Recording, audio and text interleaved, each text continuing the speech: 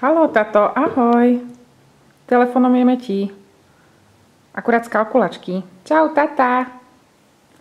No, Hugo, porozprávaj, ako sa máš.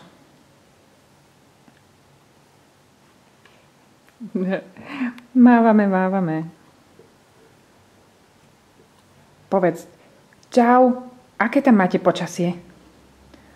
U nás je to celkom fajn. Mrazy ustúpili. No dobre, už musím ísť, lebo som hladný. No dobre, tak ešte na jednu pusinku. Dáme ešte pusinku tatovi? Tak, pusinečku sme dali tatkovi. Ňoj. Áno. No dobre, tato, tak teda ja idem papať. Čoskoro sa uvidíme. Ahoj.